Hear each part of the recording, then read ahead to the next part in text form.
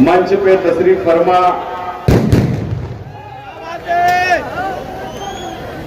तमाम ही हमारे सरपरस्त जिम्मेदारान और जिन लोगों ने अभी हमारे साथ आने का फैसला किया उनका हम लोगों ने इस्तेकबाल किया। ऐसे तमाम ही हमारे साथी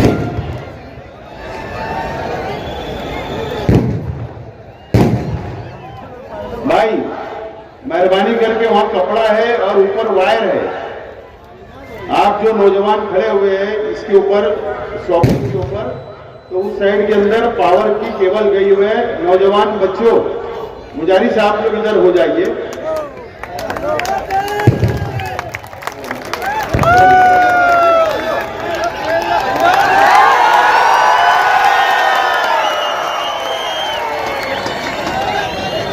मेरे सामने मौजूद इस यूथ इजलास के अंदर आए हुए तमाम ही मेरे नौजवान साथी, बुजुर्ग हजरात, दोस्तों और साथियों, सबसे पहले मैं मालेगांव शहर के तमाम ही नौजवान साथियों का, इस प्रोग्राम के अंदर आए वो तमाम ही नौजवान साथियों का शुक्रिया अदा करता हूं कि आप लोगों ने अपना कीमती वक्त निकालकर इस यूथ इजलास को आपने कामयाब किया। मैं आपका बहुत बहुत शुक्रिया अदा करता हूं और वो तमाम ही नौजवान साथियों का भी शुक्रिया अदा करता हूं जिन लोगों ने इस इजलास को कामयाब बनाने के लिए मेहनत की, जद्दोजहद की, दावतनामा पहुंचाया। ऐसे तमाम ही नौजवान साथियों का भी मैं बहुत बहुत शुक्रिया अदा करता हूं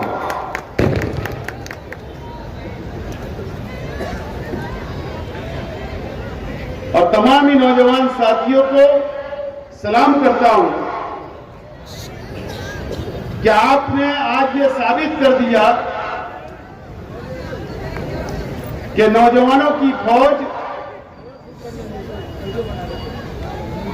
शेख रशीद साहब जब दुनिया में मौजूद थे उस वक्त भी आप साथ थे और शेख रशीद साहब खलील दादा आज दुनिया में हमारे साथ नहीं है, उसके बावजूद भी आप साथ हो। मैं आपको बहुत बहुत सलाम पेश करता हूं।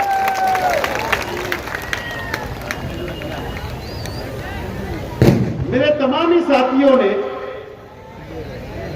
अपनी अपनी बातों को रखा और आपको आने वाले असेंबली इलेक्शन के ताल्लुक से और शहर के सियासी हालात के ऊपर अपनी अपनी बातों को मेरे साथियों ने रखा। सबसे पहले मैं मेरे तमाम ही मुकर्रिर साथियों ने जो तकरीरें की, अगर उसमें कुछ भी गलतियां हुई होगी तो मैं उनके तरफ से मैं सबसे पहले तो माफी चाहता हूं, माजरत चाहता हूं। जज्बात में कुछ जुमले निकल जाते हैं। यह हमारा मालेगांव शहर मस्जिद और मीनारों का शहर है दोस्तों।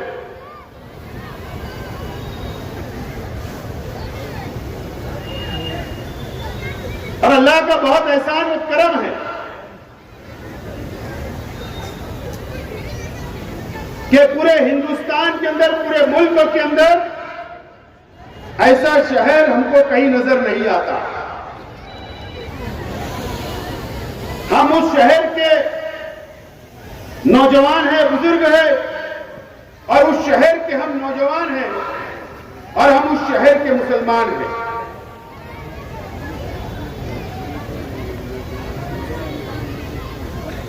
आज मैं आप लोगों से बहुत ज्यादा वक्त तो नहीं लूंगा, लेकिन आज आप लोगों को यहां बैठकर ये मालेगांव शहर, तारीखी शहर,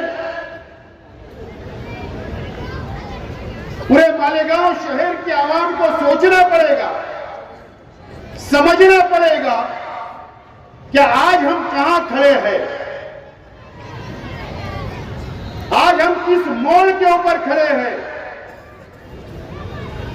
हमारा मुस्तकबिल कहां है, हमारा शहर कहां जा रहा है, हमको कैसा बुज़दिल बनाया जा रहा है, हमको कैसा कमजोर बनाया जा रहा है। यह आज हम लोगों को सोचना है, समझना है और आने वाले दिनों के अंदर आपको फैसला करना है।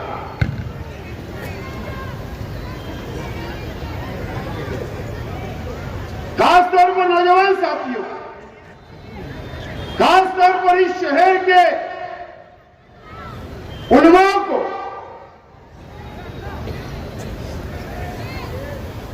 फैसला करना है आने वाले दिनों के अंदर हमको क्या तय करना है।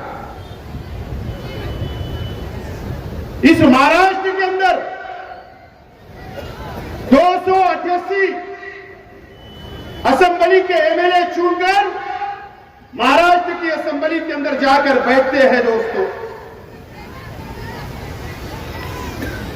288 एमएलए होते हैं चुनकर जो जाते हैं, वो हर समाज, हर धर्म, हर जात के लोग जाकर वहां पर चुनकर जाकर नुमाइंदगी करते हैं महाराष्ट्र की असेंबली के अंदर। हमारा शहर बहुत हसास, बहुत मजहबी है। 5 साल पहले 2019 में यह शहर ने एक फैसला किया, शहर के नौजवानों ने फैसला किया, शहर की मां बहनों ने फैसला किया, शहर के बुजुर्गों ने फैसला किया, शहर के उलमाओं ने फैसला किया कि एक आलिम, एक मुफ्ती शहर का एमएलए बनेगा और वो असेंबली के अंदर बैठेगा, शेख आसिफ नहीं चलेगा। मैंने उस फैसले को मंजूर किया और आपके फैसले को सर आंखों पर लिया। 5 साल गुजर गए, अब वक्त आया है कि 5 साल का हिसाब आपको लेना है, यह शहर की आवाम को लेना है, यह शहर की मां बहनों को लेना है, यह शहर के बुजुर्गों को लेना है। अब आपको हिसाब लेने का वक्त आ गया है। यह वही शहर है जो हरा झंडा लेकर एमआईएम को सर पर बैठाने का काम 5 साल पहले शहर की आवाम ने किया था। जज्बाती सियासत नौजवानों के ऊपर हावी रही, मजहबी सियासत शहर के ऊपर हावी रही। शहर ने फैसला कर दिया कि एमआईएम का उम्मीदवार वहां जाकर बैठेगा और मालेगांव शहर की नुमाइंदगी करेगा और महाराष्ट्र की नुमाइंदगी करेगा। महाराष्ट्र के अंदर एमआईएम के 2 एमएलए चुनकर आए, एक मालेगांव से और एक धुलिये से। आपने क्या 5 साल के अंदर कभी जायजा लिया कि आपका एमएलए जिन्होंने आपने जिसको वोट दिया वो 5 साल में आपकी नुमाइंदगी किया या नहीं किया? क्या आपने कभी फैसला किया? क्या कभी आपने सोचा? क्या कभी आपने देखा कि क्या मकसद से, क्या जिम्मेदारी आपने वहां सौंपी थी? क्या आपने कभी इसका जायजा लिया? आज वक्त आ गया है कि आपको जायजा लेना पड़ेगा दोस्तों। अगर कोई एक एमएलए चुनकर आता तो उसकी ये जिम्मेदारी नहीं होती कि वो उसकी शहर की सिर्फ नुमाइंदगी कर सकता। उसकी ये नुमाइंदगी, उसकी जिम्मेदारी होती है कि अगर महाराष्ट्र के मुसलमानों के साथ कहीं भी अत्याचार हो रहा है, जुल्म हो रहा है, मुसलमानों के खिलाफ अगर कोई ताकतें जुल्म कर रही है, तो कोई भी मुसलमान एमएलए या कोई भी हिंदू भाई एमएलए खड़े रह के महाराष्ट्र की असेंबली के अंदर बोल सकता है, आवाज उठा सकता है। क्या एक मर्तबा भी आपके लिए आवाज उठाई गई क्या? या ये महाराष्ट्र के मुसलमानों के लिए आवाज उठाई गई क्या? आप कुछ सोचिए, समझिए और फैसला करिए। फैसला करिए आपने क्या हुआ इन 5 सालों में? मुझे बताइए। मैं किसी के जात या धर्म के महापुरुषों के खिलाफ नहीं हूं मैं, लेकिन बोलना इसलिए पड़ता है कि अगर कौम के नाम पर, मिल्लत के नाम पर, मुसलमानों के नाम पर अगर मजहब की दुआई देकर अगर आपने वोट ली तो आपके ऊपर हमारा जिम्मेदारी है, आपकी जिम्मेदारी के इन लोगों से सवाल करना चाहिए। औरंगाबाद का नाम संभाजी नगर रख दिया गया, रखा गया कि नहीं? क्या हमारे शहर के एमएलए साहब ने महाराष्ट्र की असेंबली के अंदर आवाज उठाने का काम किया क्या? मैं आपसे सवाल करता हूं। संभाजी नगर रख दिया गया, आवाज उठी नहीं उठी, इसके जिम्मेदार कौन है? कौन है जिम्मेदार? ये वही महाराष्ट्र है, ये वही औरंगाबाद शहर है जहां से एमआईएम का एक खासदार भी चुनकर गया, एमआईएम का एक एमएलए भी 2014 में चुनकर आया। क्या इनकी जिम्मेदारी नहीं थी कि महाराष्ट्र के असेंबली के अंदर ये आवाज उठाते कि क्यों औरंगाबाद का नाम तब्दील किया जा रहा है? इनकी जिम्मेदारी थी, इन्होंने आवाज नहीं उठाया। दोस्तों,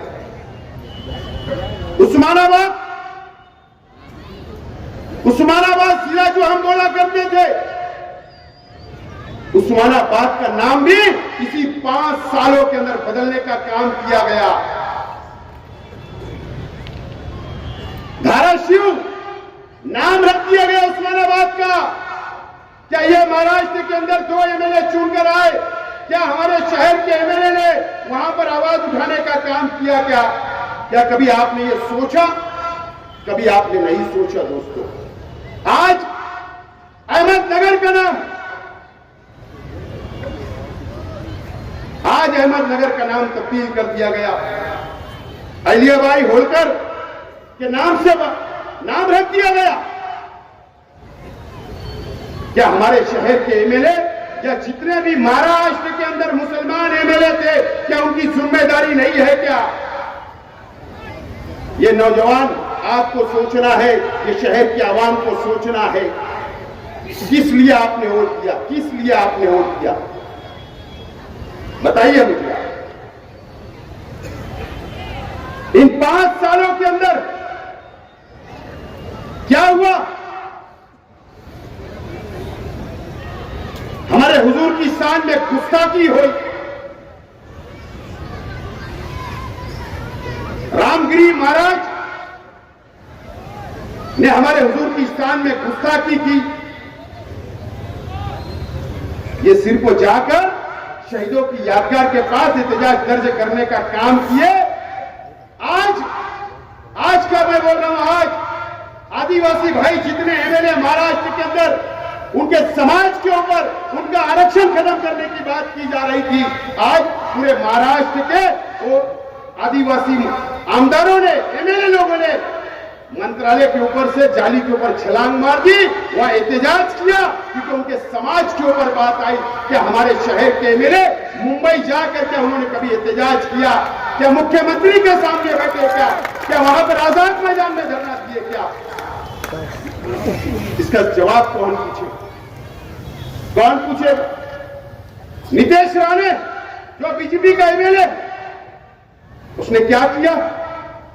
मालेगांव शहर के अंदर आता है, मालेगांव शहर के अंदर आता है, किले के ऊपर चला जाता है, किले के ऊपर उसकी इतनी हिम्मत और ताकत हो गई और किले की तरफ बस्ती के ऊपर नजर डालकर उंगली बताकर ये बोलता है कि यह बस्ती कमिश्नर बाजू में है, और उसके ऊपर कमिश्नर उसका सत्कार करता, इस्तेकबाल करता, उसको बोलता तेरे पास बुलडोजर नहीं होगा तो मैं बुलडोजर लाकर तोड़ डालता हूं ये बस्ती को। किसके राज में हुआ? इन 5 सालों के अंदर हुआ ये। क्या कभी आपने सोचा? क्या कभी आपने समझा? क्या आप हिसाब नहीं लोगे? क्या हुआ हमारे शहर के अंदर? गढ़ की यात्रा का मैं बार बार बोल रहा हूं, मैं पहले ही बोलता हूं कि मैं किसी के धर्म के खिलाफ नहीं हूं, किसी के धर्म के खिलाफ मैं नहीं हूं, लेकिन गढ़ की यात्रा के ऊपर ये 5 सालों के अंदर क्या हुआ मुझे बताइए।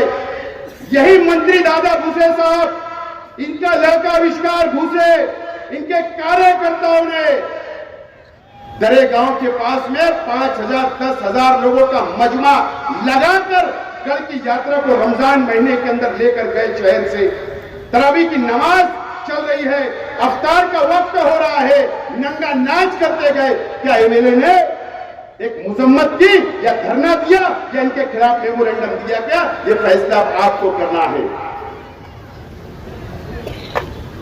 ये कभी ऐसा नहीं हुआ, 2 सालों से ऐसा हुआ। कब आप सवाल करोगे?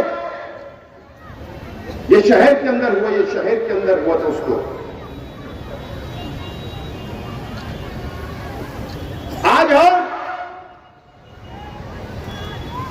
साधु नरसिंह नंद ने आज हमारे हुजूर की शान में गुस्ताखी किया। वो नालायक ने, वो ढोंगी ने, मैं मुजम्मत करता हूं। मुझे बताओ, कभी महाराष्ट्र के अंदर हमारी हुजूर की शान में गुस्ताखी होगी, कभी यूपी के अंदर गुस्ताखी होगी, कभी महाराष्ट्र के अलग अलग शहरों के अंदर गुस्ताखी होगी? तो इसका जवाब कौन देगा? कौन देगा जवाब? ये जवाब देने की जिम्मेदारी ये मुल्क जमहूरी मुल्क है, या पार्लियामेंट के अंदर इसका जवाब दिया जाना चाहिए, या असेंबली के अंदर जवाब दिया जाना चाहिए।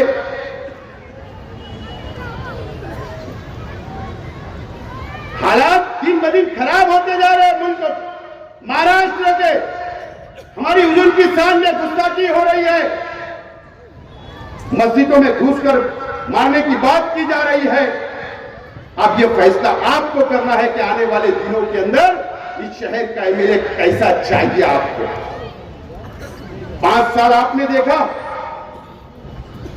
5 साल आपने देखा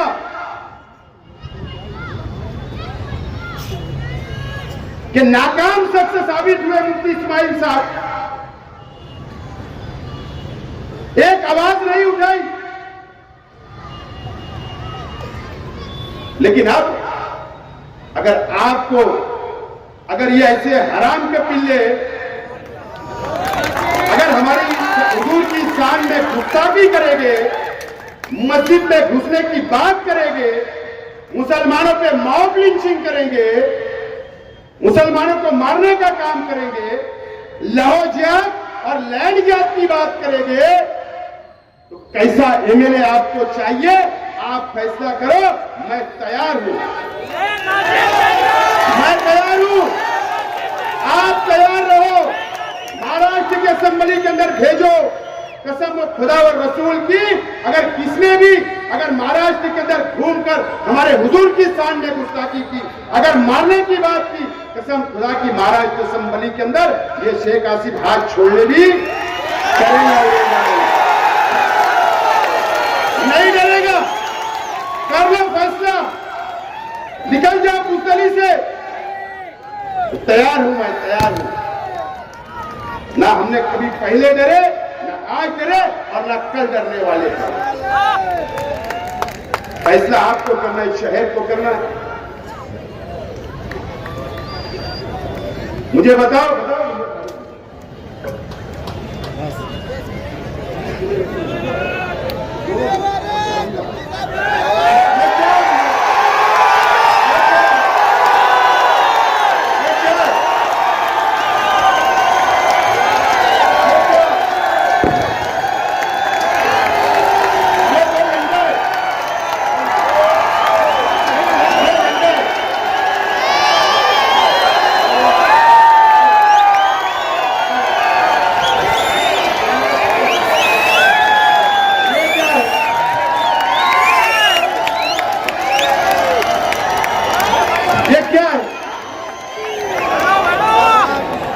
फिलिस्तीन का झंडा है और एक हमारे देश का जिससे हम मोहब्बत करते हैं उसका झंडा, तिरंगा हमारा जो हमारा गर्व है, हमको उस पर फख्र है। क्यों लहराया मैंने, क्यों लहराया यहां पर? इसलिए लहराया मुझे कानून समझता है, कानून। क्या हमारे देश की पॉलिसी, हमारे मुल्क की पॉलिसी फिलिस्तीन के साथ मोहब्बत वाली है, हमदर्दी वाली है? इसके लिए दोनों झंडा लाया हो, उस पर कोई कानूनी कार्रवाई नहीं हो सकती। अगर उस पर कानूनी कार्रवाई करना है, पुलिस को केस करना है, अगर सेंट्रल गवर्नमेंट को केस करना है तो पहले अपनी पॉलिसी तब्दील करो। ये शेख आशीर्वाद तुमको बोलता है। उसके बाद मेरे ऊपर कार्रवाई करना। लेकिन क्या हुआ मुझे बताओ? वो वीडियो लास्ट में सुन के जाना, क्या हुआ ये शहर के अंदर, क्या हुआ मुझे बताओ। मेरा आपसे सवाल है नौजवानों, हम दुआएं करते अल्लाह से, अल्लाह ताला फिलिस्तीनियों की मदद करे, मस्जिद अक्सा के लिए दुआएं करते, वहां के मासूम बच्चों के लिए दुआएं करते, और हमारी हुकूमत से हम बोलते हैं कि फिलिस्तीन के साथ खड़े रहो, वहां के मासूमों के साथ खड़े रहो, और इजराइल की हम मजम्मत करते हैं। एक नौजवान ने, सर्वे नंबर 57 का एक नौजवान, उसने ईदगाह के ऊपर झंडा लहरा दिया। झंडा लहराया था कि नहीं फिलिस्तीन का? कोई कानूनी कार्रवाई हो, जेल गया, लेकिन उसके फौरन बाद यहां मीडिया वाले हैं, उन्होंने शहर के एमएलए से पूछा, इंटरव्यू लिया।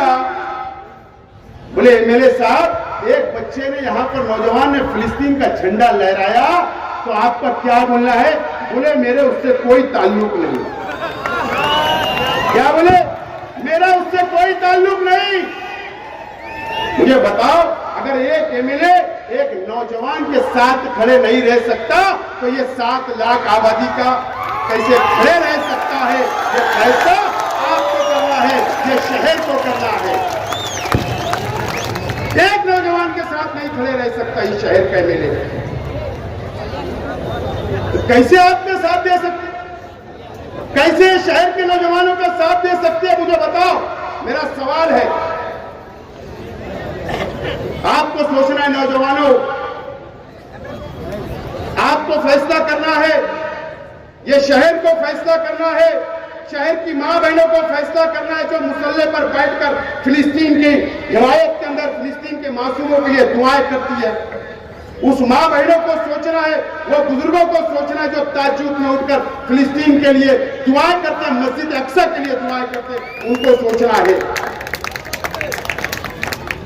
अगर एक झंडा लेकर एक नौजवान के साथ नहीं खड़े रह सकते, शहर के एमएलए उसकी हिमायत में नहीं बोल सकते, तो वो तुम्हारे लिए क्या खड़े रहेंगे? ये सवाल तुम्हारे सामने है। शहर के नौजवानों, फैसला आपको करना।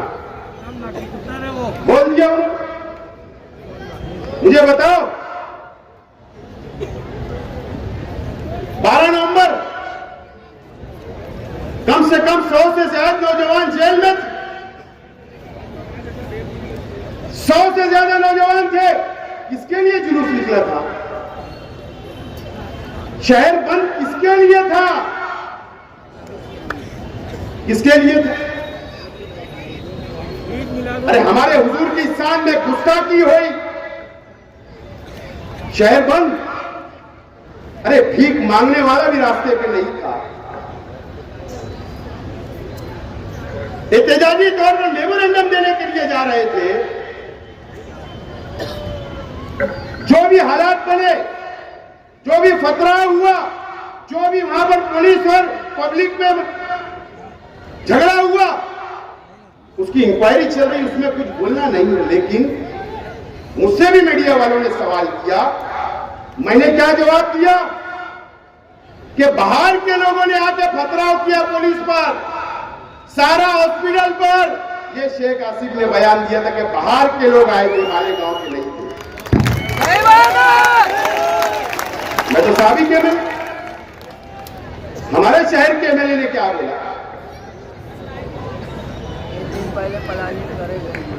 शहीद अब्दुल हमीद रोड के नौजवान, एक पार्टी के नौजवान, अज्जू लहसन वाला एक पार्टी का जिम्मेदार, बोले नशा कुत्ता गोली खिलाकर वहां पर प्लानिंग के साथ वहां पर बोले पत्थर रखे गए थे। ब्रिज के नीचे और एक प्लानिंग के साथ ये 12 नवंबर की घटना की गई। बोले इस तरीके का बयान ये शहर के एमएलए ने लोकल मीडिया पे नहीं, इंडिया टीवी के ऊपर रजत शर्मा के चैनल के ऊपर इंटरव्यू दिया गया। पूरे हिंदुस्तान के अंदर हमारे शहर के नौजवानों को बदनाम करने का काम किया गया और वो जेलों के अंदर गए, एक एक साल जमानत नहीं हुई।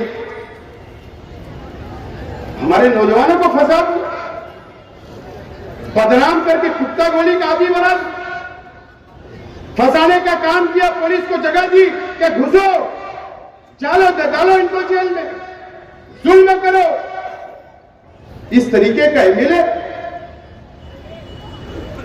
ये एमएलए, ये नुमाइंदा, ये शहर को चाहिए, ये शहर के नौजवानों को चाहिए।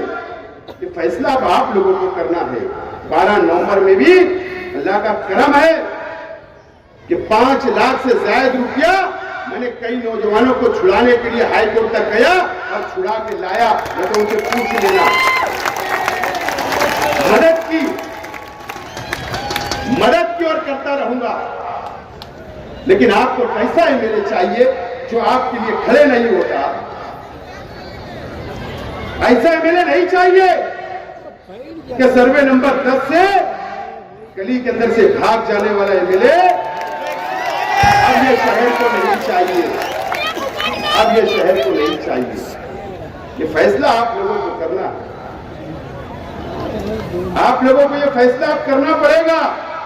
शहर की आवाम से मेरा सवाल है कि आप सवाल पूछो, नौजवान सवाल पूछो। आपको बुज़दिल बनाने का काम किया गया, आपको डराने का काम किया गया और फिरका परस्त हमारे शहर पर मुकम्मल तौर पर हावी हो चुके हैं। ये आप अपनी आंखों से देख रहे हैं, आप अपनी आंखों से देख रहे हैं। मुझे बताओ, कौम के नाम पर, मिल्लत के नाम पर मुसलमानों की दुआएं देकर 19 के अंदर आपसे वोट ली गई। क्या किया आज के एमएलए साहब ने?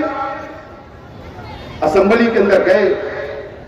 मैं बार बार बोल रहा हूं, मेरा जवाब दो कि 5 साल आप शिवसेना और बीजेपी के लोगों को एमएलसी के अंदर, राज्यसभा के अंदर आपने करोड़ों रुपया रिश्वत ली, करोड़ों रुपया रिश्वत देकर बीजेपी और शिवसेना के लोगों को चुनकर देने का काम आपने वहां पर जाकर किया महाराष्ट्र की असेंबली के अंदर। आप जवाब दो मुफ्ती इस्माइल साहब, आपको जवाब देना पड़ेगा। इस शहर की आवाम को करोड़ों रुपया लिया गया। या तो बताओ कि पहले मैंने कांग्रेस के उम्मीदवार को वोट दिया, बताओ कि मैंने राष्ट्रवादी के उम्मीदवार को वोट दिया, सेकुलर पार्टी के उम्मीदवार को दिया, उसका नाम बता दो। वो वीडियो भी अभी आपको बताई जाएगी। आपको, अरे आपको भेज डाला गया, आपकी वोटों का सौदा कर लिया गया। वहां पर शिंदे साहब आज के मुख्यमंत्री के साथ में जब ये चुन कर आए तो 6 दिन ये सरकारी गेस्ट हाउस में वहां पर थे वर्ली के अंदर, और 1 दिन खाना के एक होटल के अंदर ये थे।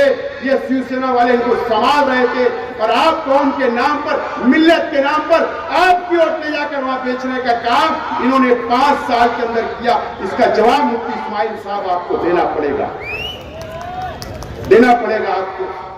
आपने शहर का सौदा किया, यहाँ के मुसलमानों का सौदा किया, मां बहनों के जज्बात से खेलने का काम किया, नौजवानों के जज्बात से खेलने का काम किया मुफ्ती इस्माइल साहब।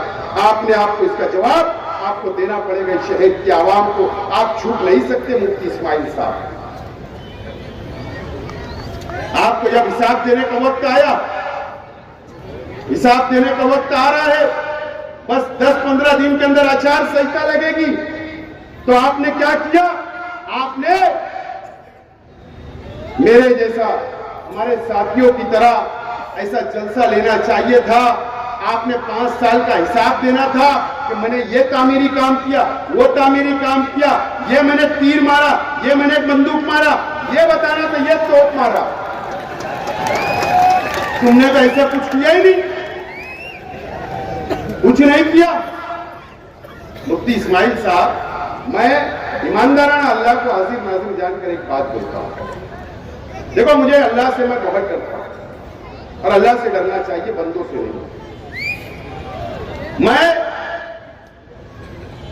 जहां पर मैं तबलीगी जमात की इज्जत करता हूं, मैं जमीयतुल उलमा की इज्जत करता हूं, मैं सुन्नी जमात की इज्जत करता हूं, मैं अहले हदीस जमात की इज्जत करता हूं, मैं तमाम ही मसलक पर बहुत इज्जत करता हूं और करता रहूंगा। उलमाओं की बहुत इज्जत करता हूं और करता रहूंगा, इसके अंदर कोई दो राय नहीं, कोई दो राय नहीं।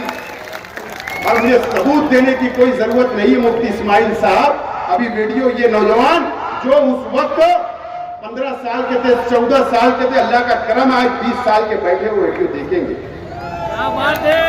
वो वीडियो देखेंगे। ये शेख आसिफ जब 14 में छूट कर आया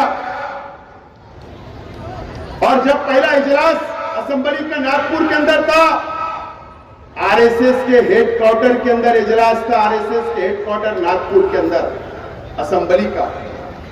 आशीष शेलार जो बांद्रा से एमएलए है बीजेपी का, उसने जमीयतुल उलमा के ऊपर पाबंदी की बात की थी। मुफ्ती इस्माइल साहब आप उस वक्त भी सदर थे, मेरी दुआएं मुफ्ती इस्माइल साहब आप जमीयतुल उलमा के ताहयात सदर रहे, लेकिन ये जमहूरी मुल्क है, ये शहर के अवाम ताहयात एमएलए नहीं रखने वाली।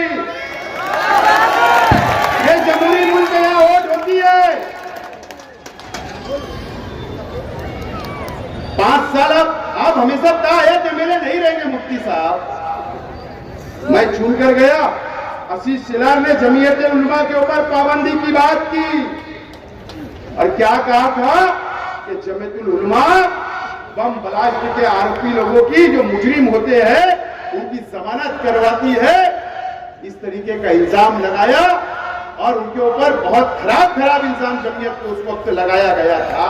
अल्लाह का करम है कि पूरे महाराष्ट्र के अंदर, मैं चैलेंज से बोल रहा हूं, पूरे महाराष्ट्र के अंदर उस वक्त 2014 के अंदर जितने भी एमएलए चुनकर आए थे, अल्लाह का करम है कि शेख आसिफ ये मालेगांव का सपुत्र था, ये मालेगांव का लड़का था, इस मिट्टी का था कि वहां पर जमीयत की बाजू मानने का काम, जमीयत के बाजू से बोलने का काम ये शेख आसिफ ने किया था। दलील दिया था, दलील, मजबूत दलील दिया था। पाबंदी की बात है तो मैंने वहां पर लड़ा और अल्लाह का करम है मुफ्ती इस्माइल साहब, अगर आपकी याददाश्त अगर अच्छी नहीं होगी तो जाके महाराष्ट्र के जमीयतुल उलमा जो गुलजार आजमी साहब है और उनके साथी आज भी है दुनिया में, उनसे जाकर पूछना कि आपने इस्तेकबाल किया था कि नहीं किया था, शेख आसिफ का इस्तेकबाल किया था कि नहीं, ये जाकर आप पूछना मुफ्ती इस्माइल साहब। क्या सबूत देने की बात कर रहे हैं आप? जमीयतुल उलमा की मैं इज्जत करता हूं और करता रहूंगा। मैं तो यहाँ के जमीयतुल उलमा के उनके जो साथी है, जो ओहदेदारान है, उनका भी बहुत एहतराम इज्जत करता हूँ। मैं उनसे अपील करता हूँ कि मुफ्ती इस्माइल साहब अपनी चेयर बचाने के लिए आप कभी इस्तेमाल कर रहे, आप भी जरा इस्लाह कर लीजिए। मैं आपके खिलाफ नहीं हूँ, आप बोलिए, मुझे मालूम है मालिक सेठ बकरा, मैं उनकी बहुत इज्जत करता और करता रहूंगा। आप मालिक सेठ बकरा साहब, आपने कहा आपकी जमीयत की मीटिंग में कि बिलखोरी की जबान काट ली जाएगी, बिलखोरी की जबान काट ली जाएगी, आपने बोला मालिक सेठ, लेकिन मुझे बुरा नहीं लगा। अल्लाह आपको और तौफीक दे, मैं आपकी इज्जत करता रहूंगा मालिक सेठ, लेकिन इतना कर लो कि तुम किस रास्ते पे शहर को लेकर जा रहे हो, किस रास्ते पर लेकर जा रहे हो, या आप इस्लाह कर लो। मत आप जमीयत की आग में छुपो मत मुफ्ती इस्माइल साहब। आपके शहर ने आपको जमीयत के नाम पर 5 साल पहले वोट नहीं दिया था, आपको एमआईएम के नाम पर वोट दिया था। आपको ये शहर के अंदर विकास बताना पड़ेगा, डेवलप बताना पड़ेगा। जमीयत के नाम पर आप नहीं छूट सकते मुफ्ती इस्माइल साहब, जमीयत के नाम पर आप नहीं छूट सकते मुफ्ती साहब, आपको इस शहर को जवाब देना पड़ेगा। मैं इज्जत करता था, करता रहूंगा। अगर मेरे भाई से या मेरे परिवार से या मेरे चाहने वालों से अगर कोई गलती हुई होगी तो मैं अल्लाह वास्ते आपसे भी माफी मांगता और महाराष्ट्र की जमीयत से भी माफी मांगता।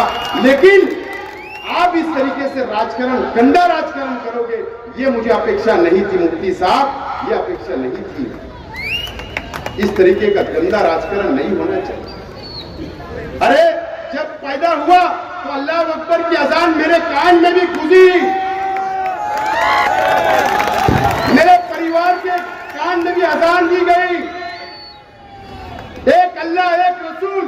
एक कुरान को मानने वाले हम लोग भी है, लेकिन आप इस तरीके का भेदभाव अगर ये शहर के अंदर करना चाहते तो मुफ्ती इस्माइल साहब ये शहर के लिए अच्छा नहीं है, वो भी एक कुर्सी के लिए जो 2 टके की कुर्सी नहीं है, उसके लिए आप इस तरीके का गंदा राजकारण करोगे। ये अपेक्षा नहीं थी मुफ्ती इस्माइल साहब आपसे, ऐसी उम्मीद नहीं थी कि तुम ये शहर के अंदर जमीयत के नाम पर और पार्टी के नाम पर और खानदान के नाम पर अगर आप बांटने की कोशिश करेंगे तो मुफ्ती साहब ये अच्छा ये शहर का मुस्तकबिल के लिए नहीं है, ये शहर के नौजवानों के मुस्तकबिल के लिए नहीं है, यहाँ के मसलकी झगड़े के लिए मुस्तकबिल उसके लिए ठीक नहीं है, बिरादरीवाद के लिए ठीक नहीं है, काला और गोरे के लिए ठीक नहीं है। ये हमारा एक शहर एक ताकतवर शहर है, एक हिंदुस्तान के अंदर नाम रखता मस्जिद और मीनारों के शहर को तोड़ने की कोशिश मत करो मुफ्ती साहब। मैं आपसे हाथ जोड़कर अपील करता हूँ, हाथ जोड़कर अपील करता हूँ मुफ्ती साहब। कब तक बस ना, भूख भरी नहीं, पेट खाली है। 10 साल ये शहर में किया मुफ्ती साहब, पहले दिन तो 1 रुपया भी दिया, वोट भी दिया, 3 मेयर भी आपको दिए, 3 डिप्टी मेयर भी दिए, स्टैंडिंग चेयरमैन भी शहर ने दिया, आपके लिए दुआएं हुई, 2 मरतबा एमएलए बन गए। अब कितना, कब काम करोगे, कब काम करोगे? आपको काम करना पड़ेगा मुफ्ती साहब, अच्छी बात नहीं है ये शहर के लिए। आज बाहालत मजबूरी में बोल रहा हूं, और मैं आज शहर के तमाम उलमाओं से, तमाम बुजुर्गों से, तमाम मेरी माँ बहनों से, तमाम नौजवान साथियों से, एक एक मासूम बच्चे से, एक एक उलमाओं से, मदरसे के बच्चों से, सभी मसलक की तंजीमों से, सभी तंजीमों के उलमाओं से मैं अपील करना चाहता हूं कि आप फैसला कर लो ये शहर का मुस्तकबिल क्या होने जा रहा है। आपको फैसला करना पड़ेगा। अगर ये शहर ने फैसला नहीं किया, सर जोड़कर नहीं बैठे, तो ये शहर को अपनी जाति मुफाद के लिए कुछ लोग बर्बाद करना चाहते हैं, बर्बाद करना चाहते हैं। अगर मैं यहाँ आज हिम्मत और ताकत से बोल रहा तो मुझे मालूम है एक दिन मौत मुझे भी आनी है, एक दिन मुझे भी मौत आनी है। मैं किसी से डरता नहीं अल्लाह के सिवा। बहुत डराने की कोशिश हुई, बहुत दमबाजी की गई। मैं जिम्मेदारी से बोल रहा हूँ, खुले मंच से बोल रहा हूँ, मीडिया के सामने बोल रहा हूँ, स्क्रीन लगाकर बोल रहा हूँ, ये शहर बर्बाद हो चुका है, बर्बाद। नौजवानों ये शहर को संभाल लो, ये शहर को बचा लो। मुफ्ती इस्माइल साहब और जो हमारे मुखालिफ लोग इन्होंने मिलकर दादा भूसे के साथ मिलकर ये शहर को लूट डाला है, लूट डाला है। शेख आसिफ जिम्मेदारी से आज इस इंसार जमात थाना ग्राउंड पर बोल रहा है, लूट डाला है। 200 करोड़ रुपए का टेंडर निकला, आपको पता है क्या? 4 साल पहले 200 करोड़ का टेंडर निकलता है, 7 करोड़ रुपया आपके जेब का पैसा, मेरे जेब का पैसा टैक्स का जाने वाला है। 140 करोड़ गवर्नमेंट से आने वाला है। दादा भूसे साहब ने टेंडर निकाला, हमारे हिस्से में कितना आया? 10 से 15 करोड़ भी दादा भूसे साहब ने दिया नहीं, 250 करोड़ रुपया उनके इलाके के अंदर लेकर चले गए और जो 15 करोड़ रुपया इनको बांट दिया गया और 60 करोड़ रुपया हमारा जा रहा है। इसका जवाब कौन देगा? मुफ्ती साहब, आप जिम्मेदार हो इस शहर को बर्बाद करने के लिए। 800 करोड़ रुपए के कर्जदार हम हो गए, 800 करोड़ रुपए के कर्जदार हम हो गए। ये कर्ज कैसे फिरेगा? हमारे ही टैक्स, हमारे ही कारखानों के ऊपर टैक्स बढ़ाया जाएगा, हमारे ही घरों के ऊपर टैक्स बढ़ाया जाएगा, हमारी दुकानों पर टैक्स बढ़ाया जाएगा। आने वाले दिनों के अंदर ये शहर को टैक्स भरना पड़ेगा, सिर्फ टैक्स भरना पड़ेगा, सहूलतें कुछ नहीं मिलेगी आपको। ये बात याद रखना आप लोग। मैं शहर के आवाम से बोलना चाहता हूं, जाइए आप अपने इलाकों से जहां जहां से भी आप आए, जाकर अपने अपने इलाके देखिए, कि वहां पर रास्ता है क्या, रोड है क्या, गटर है क्या, संडास है क्या, गार्डन है क्या, सहूलत है क्या, पानी है क्या, बोरिंग है क्या। जाकर सहूलतें नहीं है, लेकिन उधर तमाम ही सहूलत ये 2-2.5 सालों के अंदर जब से प्रशासक राज आया, ये मुफ्ती इस्माइल साहब ने दादा भूसे साहब से साठ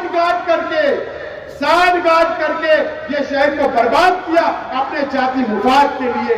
और उनके साथ जो आज लोग घूम रहे हैं, जो उनके गठबंधन में है, ये भी उसके जिम्मेदार है। मैं पंटरों का नाम नहीं लेना चाहता, मैं पंटरों का नाम नहीं लेना चाहता आज, लेकिन ये सब जिम्मेदार है। ये नौजवान, ये शहर की आवाम, आपको ये शहर को बचाना है। मेरा क्या होगा?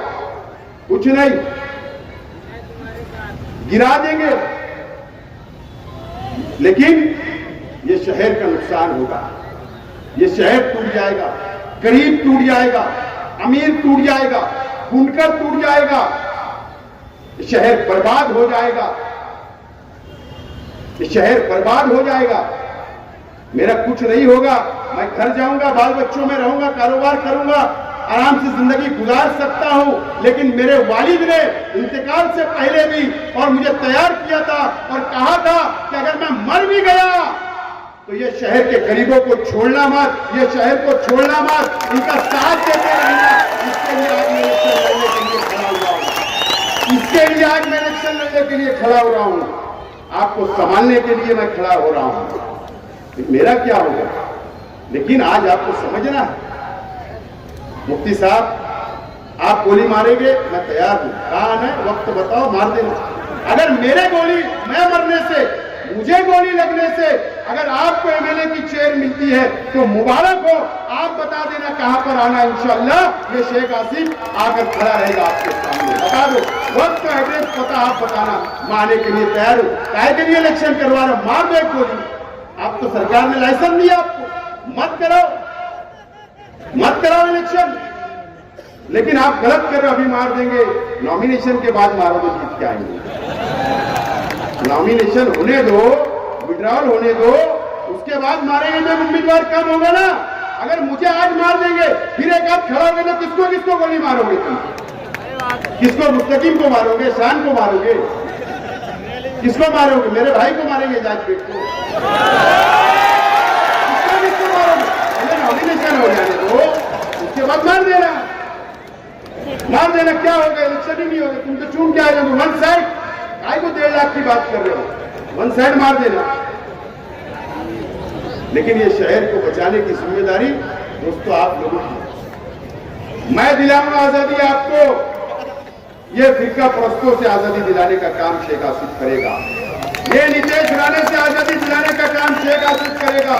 जो हुजूर की शान में गुस्ताखी करेगा, मैं उनसे आपको आजादी दिलाने का काम करूंगा असेंबली के अंदर जाकर। ये शहर को आजादी चाहिए, ये शहर गुलामी की जिंदगी जी रहा है 2-2.5 सालों से, और ये अभी दादा भूसे के साथ मिलकर गुलाम बनाने का काम ये शहर के एमएलए साहब ने किया। समझो, मुझे बताओ क्या कमी है? सोलार अगर मैंने मंजूर किया, 110 मसाजिद का, मदरसे का सोलार सिस्टम अगर 5 करोड़ रुपया लाकर मैंने अगर मंजूर करवाया तो तुमको वो भी तकलीफ हो गई? बताओ, मैंने तमाम ही मस्जिद की ईदगाहों का वाल कंपाउंड बनाया, जब भी आपको तकलीफ हुई? बताओ, अगर मैंने उर्दू घर बनाया तो भी तकलीफ हुई, फ्लाईओवर ब्रिज बनाया तो भी तकलीफ हुई, हज कमेटी बनी उस वक्त भी तकलीफ हुई। जितने तामीरी काम मैं करता कि आपको तकलीफ हुई, ये जिम्मेदारी आपकी थी। ये तो मुफ्ती साहब आप बता दो कि मैंने फला फला मदरसे का 100 बाय 100 का वाल कंपाउंड मंजूर किया, एक बता दो। चलो, तुम आलिम हो ना, मुफ्ती हो ना, तुम्हारी जिम्मेदारी नहीं थी? नहीं थी क्या?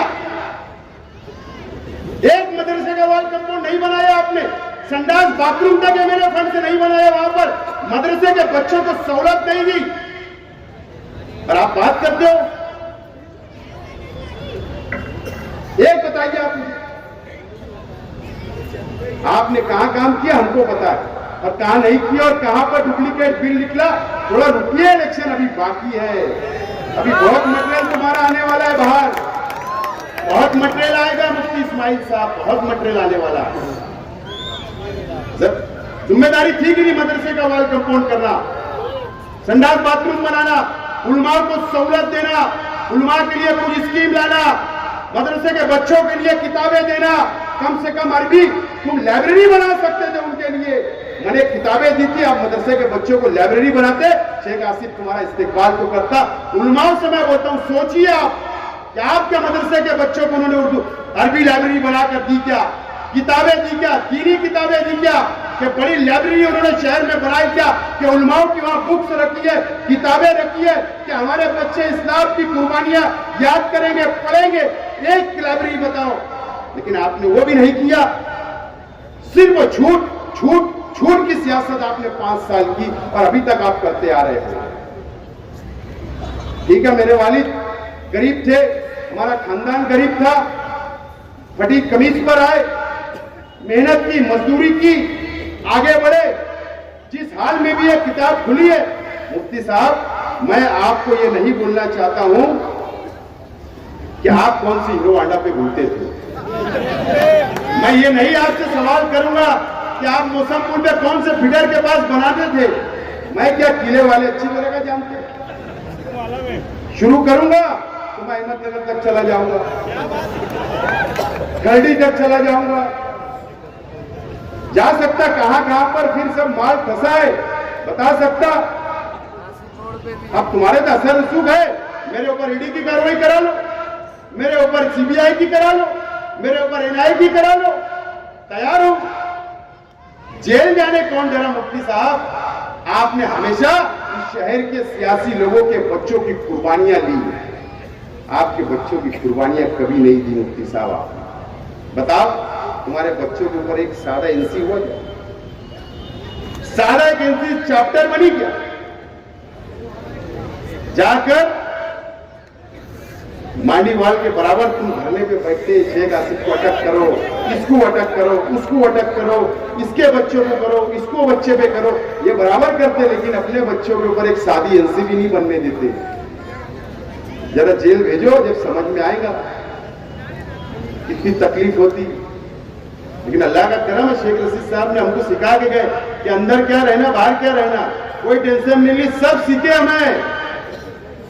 तुम डराओ मत कि बोले खुशखबरी मिलने वाली है किले की मीटिंग में, 2 लोग इनके घर के जाएंगे। अरे 8 दिन हो गए, मैं समझा 2 दिन में पुलिस आएंगी, 3 दिन में आएंगी, 4 दिन में आएंगी, 5 दिन, 6 दिन, 7 दिन, अरे आज 8वां दिन हो गया, पुलिस ही नहीं आई। तब भेज रहे, मैं भी इंतजार कर रहा हूं किसको तुम जेल में डालना चाहते। दोस्तों, मैं जब से प्रचार शुरू किया 2 महीने से प्रचार शुरू किया, मैं एक बात बोल रहा हूं, मास्टर स्ट्रोक बोल रहा हूं कि नहीं? मास्टर स्ट्रोक की बात बोल रहा हूं। मेरे साथी लोग से भी मैं माफी चाहता हूं, मैं इनको भी नहीं बता रहा, ये भी परेशान है बहुत।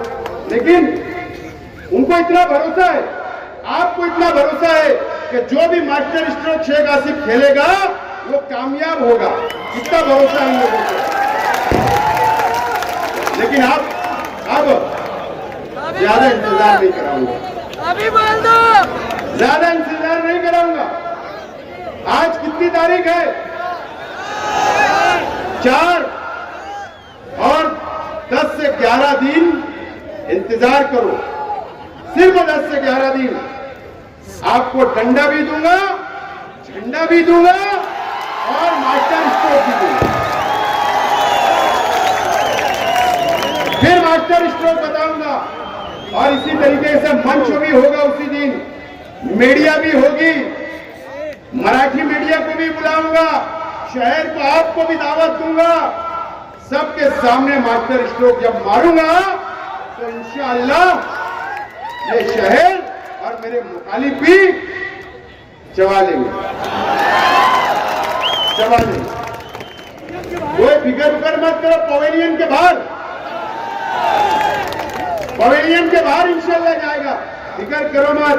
लेकिन ये शेख आसिफ आपसे वादा कर रहा है इस आज कि आपको धोखा नहीं दूंगा, आपकी नुमाइंदगी करूंगा, बीजेपी के साथ नहीं बैठूंगा, फिरका परस्त पार्टियों के साथ नहीं बैठूंगा, आपका सौदा नहीं करूंगा, कौम के लिए लड़ूंगा, कुर्बानी देना मेरे को पसंद रहेगा, जेल जाना पसंद रहेगा, लेकिन आपका सौदा नहीं करूंगा। ये बात का वादा आज आपको दिला रहा हूं। मेरा साथ दीजिए। मैं तमाम लोगों को बोलता हूं, आइए, अगर मुझसे जाने अनजाने में कोई भी गलती होगी, मेरे परिवार से हुआ होगा कोई गलती, तो मैं माफी मांगता हूं। आइए, मुझे समझिए, आइए मेरे करीब आइए, आइए बुनकर भाई आप भी करीब आइए, आइए मजदूर भाई आप भी करीब आइए, आइए मेरी माँ बहनें भी करीब आइए, मेरे बुजुर्ग भी आइए। एक मौका मुझे ले, एक मौका आप दे दो 5 साल के लिए, ये शहर का काया पलटने का काम आपकी दुआओं से, मेरी माँ बहनों की दुआओं से, मेरे नौजवान साथियों की दुआओं से इंशाअल्लाह मैं इसको पूरा निभाने की कोशिश करूंगा और कोई भेदभाव नहीं करते हुए सबको साथ लेकर चलूंगा। ये वादा आज मैं अल्लाह को हाजिर नाजिर जानकर आपसे करता हूं। दोस्तों, एक मौका मुझे दे दो शहर की आवाम। मुफ्ती साहब ने कहा या किसी ने कहा कि यतीम वाली बात भी उन्होंने इंटरव्यू में कही। हाँ, मैं यतीम हूं, हाँ मेरे वालिद नहीं है, इंतकाल कर गए, हाँ मेरी वालदा नहीं है, इंतकाल कर गई, हाँ मेरे चाचा 3 चाचा इंतकाल कर गए, हाँ मैं यतीम हूं, लेकिन यतीमों के सर पर हाथ फेरने के लिए ये 7 लाख की आबादी है।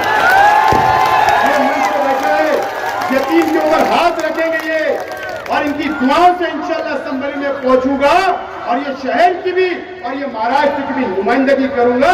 मैं आज को आपको कसम खाकर बोलता हूँ, मुझे यतीम बोला गया चलेगा, जो जो बोलना है बोलिए, सब माफ, मैं सब माफ कर दूंगा। बोलिए मुझे जो बोलना है, मेरे परिवार को बोलिए, तनकीद करिए, जो आपको करना मैं तैयार हूं। मैं आपका जवाब नहीं दूंगा, मैं आपका एहतराम करता हूं और करता रहूंगा। उलमाओं का एहतराम करता, शहर के तमामी मसलक का एहतराम करता, तमामी उलमाओं का एहतराम करता, तमामी बिरादरी का, तमामी मसलक का, तमामी नौजवानों का, तमामी बुजुर्गों का, तमामी माँ बहनों का मैं एहतराम करता और करता रहूंगा। ये शहर मेरे लिए अजीज है, कुर्सी मेरे लिए अजीज नहीं है, ये शहर की आवाम मेरे लिए अजीज है। मैं ये वादा करता हूँ आज आप लोगों आपको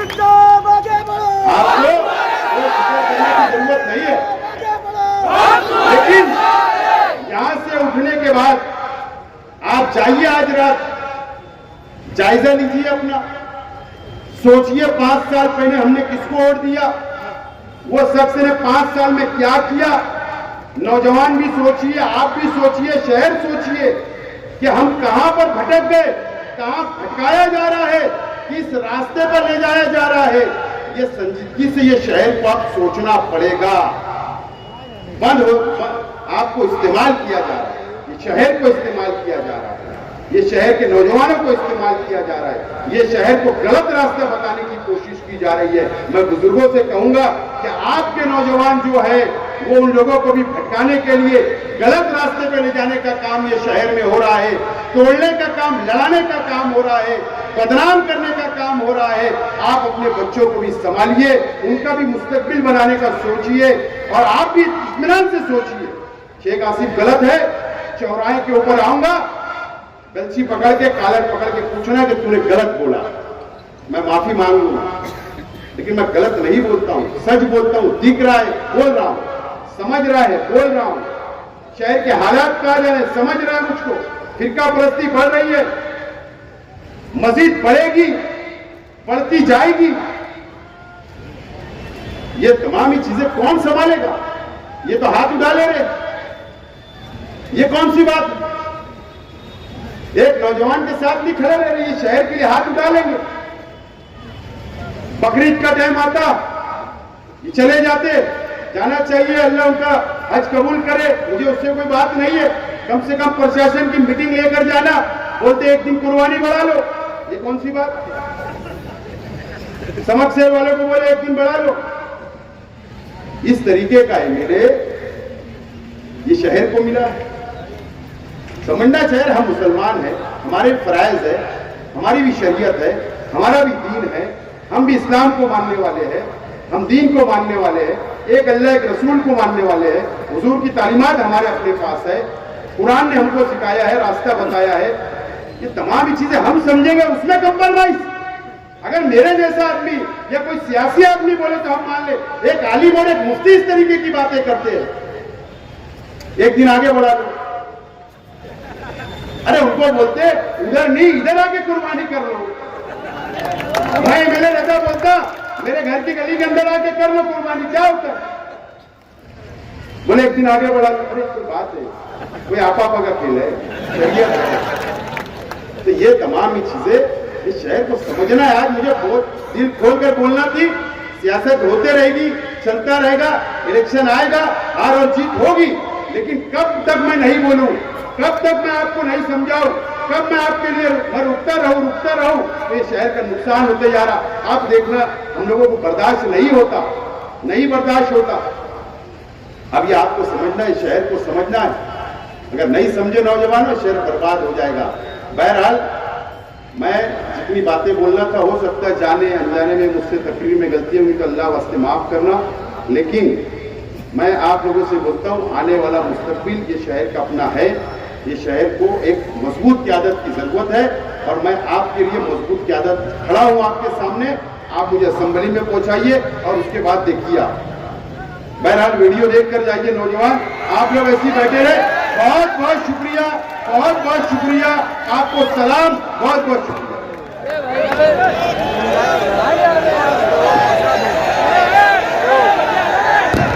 सब बैठे रहे, बैठे